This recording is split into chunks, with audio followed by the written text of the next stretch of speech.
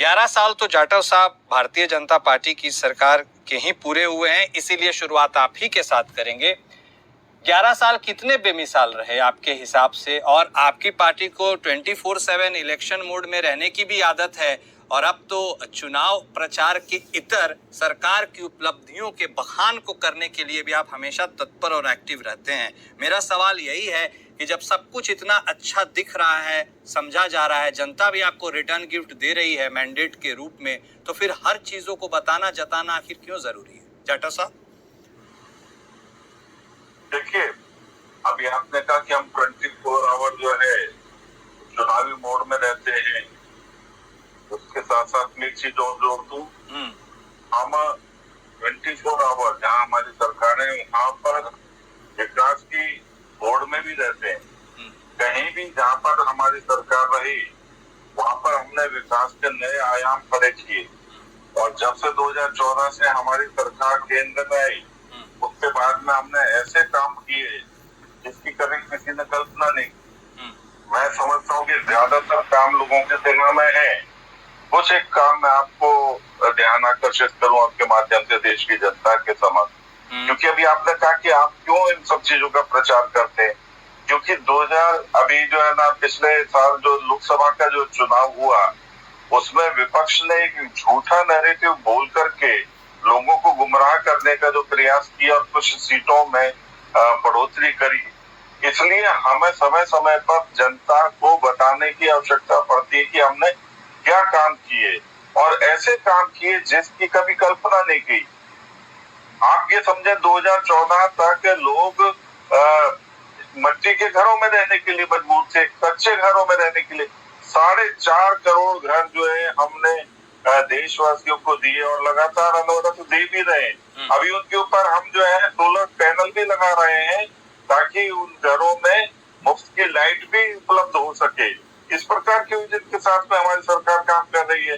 2014 से पहले आपको अच्छी तरह ध्यान है कि सड़कों के किनारे बहू बेटियां बच्चियां जो है शौच के लिए जाने के लिए शाम के समय में मजबूर होती थी, क्योंकि घरों में शौचालय नहीं थे। कांग्रेस ने कभी इस प्रकार की सोच नहीं रखी।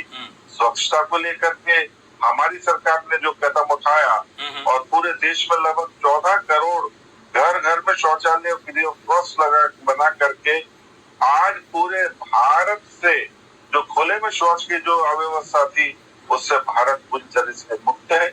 और वाकई साफ सफाई का जो है आप चारों तरफ आलम देखते हैं। इसी तरीके से अपने बगल के मकान के खाली मकान है, प्लॉट है, उसमें कूड़ा फेंकने की परंपरा बनी हुई थी।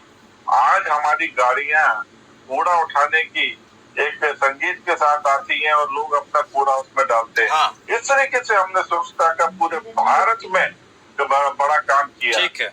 नोटबंदी हमने करके देश में से काले धन की भी सफाई करी।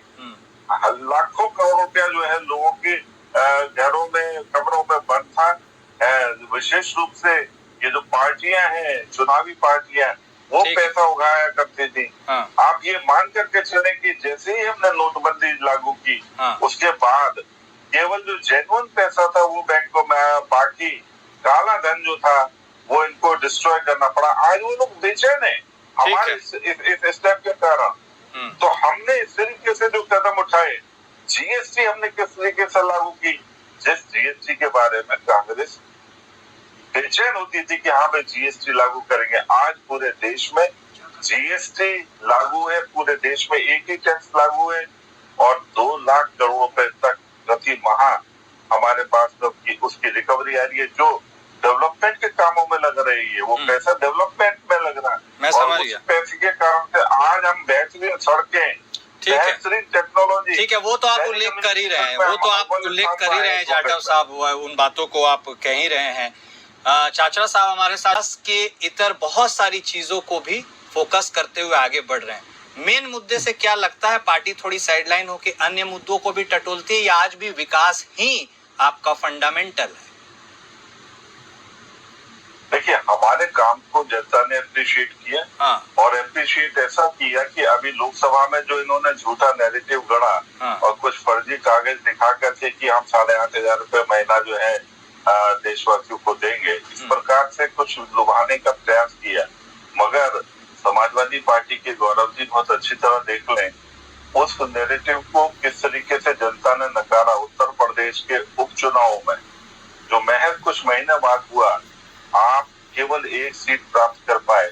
हर सीट से जिसको आप अपना एक क्षेत्र जहाँ पर आप वोटर समझते थे कि ये वोट तो हमारा ही है, वहां पर भी आपको बहुत बुरी तरह शिकस्त मिली। आपको आपके झूठे नैरेटिव का तुरंत परिणाम जो रिजल्ट मिल गया, परिणाम मिल गया।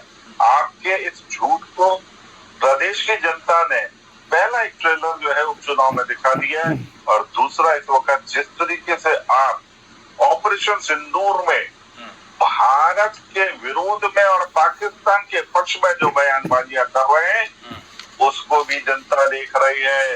बहुत बुरी स्थिति में आपको पहुंचाने वाली है जिसके साथ में आप चल रहे हैं।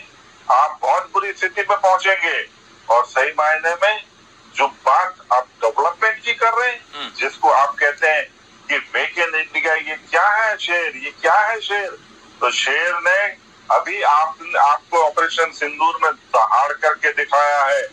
हमारे देश में बने हुए जो आयुध हैं, जो यहाँ पर बने हुए डिफेंस के जो हमारे हथियार हैं, उससे हमने पाकिस्तान को महज 28 मिनट में हमने वहाँ के सारे जो है ना बेस कैंप उड़ाए। आप उसको देखो, वो भारत में बने थे उसी शेर, जिसको आप कहते हैं ना ये शेर क्या है, उसी मेक इन इंडिया कंसेप्ट के तहत बने।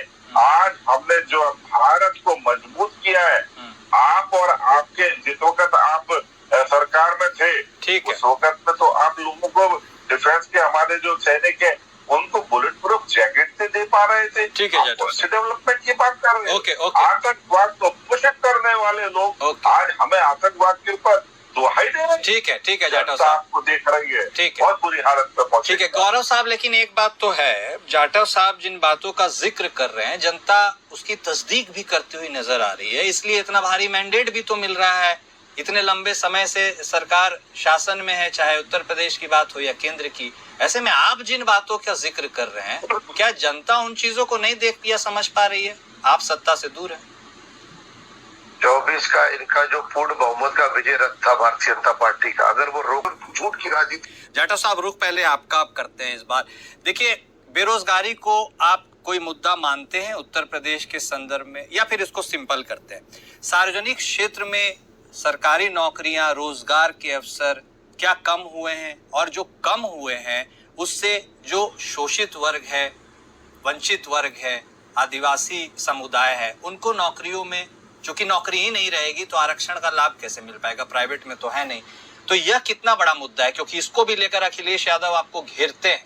आपको लगता है सार्वजनिक क्षेत्र में नौकरियों के अवसर अब कम बचे हैं, और आरक्षण से इससे कहीं ना कहीं हिटबैक तो शोषित समाज ही हो रहा है?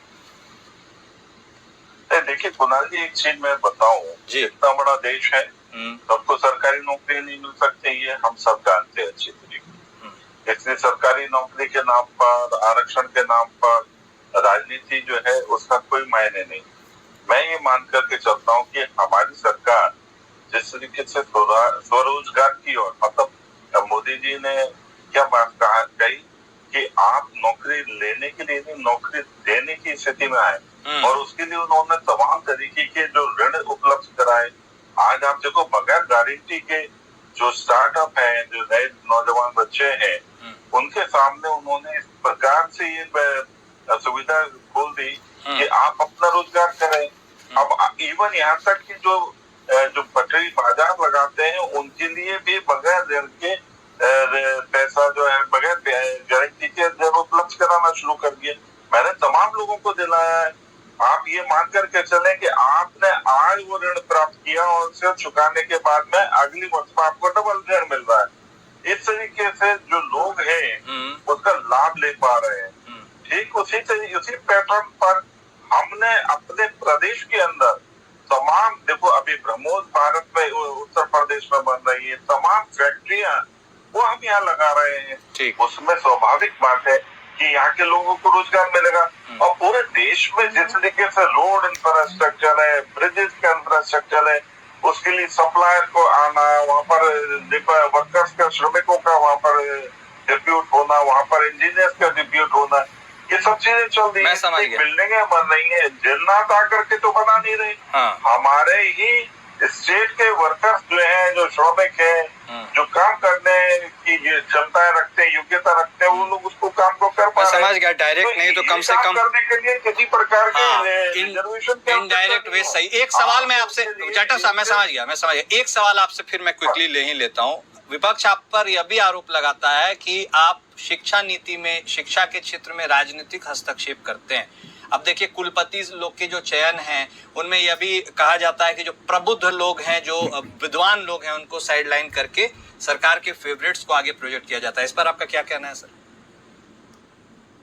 मैं ये मान करके चलता हूँ कि जो गुणी हैं, जिनमें गुणवत्ता है, जो बेहतर काम क्या नाम है, उनके परिणाम अच्छे, उनको लोगों को उसका मौका मिलता है।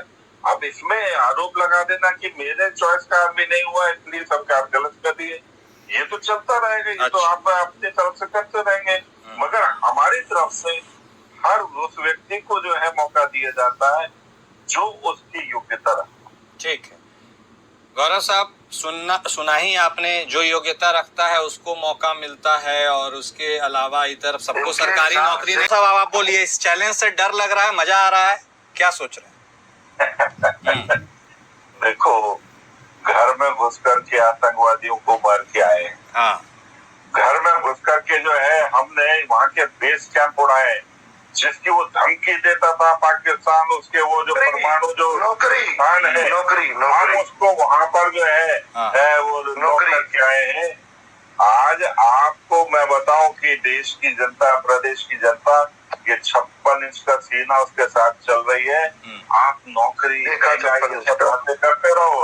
आज हम जो ट्रम्प के कहने पे सरेंडर हो गए, मगर गद्दार 56 इंच का सीना ट्रम्प के फोन से सरेंडर हो गया। देने वाली गौरव जी, गद्दार जो है देश के अंदर, टूरिस्ट की जगह टेररिस्ट कैसे आया? सवाल बरकरार रहेगा, जो है ना, सवाल बरकरार है, टूरिस्ट की जगह पे टेररिस्ट कैसे आया? आप लोग जिस तरीके से टेररिज्म को सवाल हमेशा बरकरार रहेगा, टूरिस्ट की जगह पे टेररिस्ट कैसे आया? उजागर हो चुका है। पाकिस्तान पर धो करके आप भारत में वोट मांग रहे हैं, पाकिस्तान में जाके मांगो ना। यहाँ कौन पाकिस्तान में जनता को गुमराह करना बंद करिए। आपको पता है कि मालूम नहीं, जनता को सिर्फ गुमराह करना, डराते नहीं आओगे, नहीं आओगे। मुझसे ये है, नौकरी और गद्दार को देश में जगह नहीं है। बेरोजगारी, पाकिस्तान में जाके नौकरी ढूंढो, आप गद्दार हैं और आपने देश के साथ गद्दारी की है, आपने देश के साथ गद्दारी की है। ठीक है, आप इंडियन एयरलाइंस के गद्दार हैं, आपको देश की जनता जो है ठीक है, ठीक है सर, ठीक है। वक्त इतने की इजाजत देता है। बहुत शुक्रिया आप दोनों खास मेहमान का इस चर्चा में शामिल होने के लिए। तो विपक्ष सवाल पूछ रहा है, सत्ता पक्ष आरोप प्रत्यारोप और विपक्ष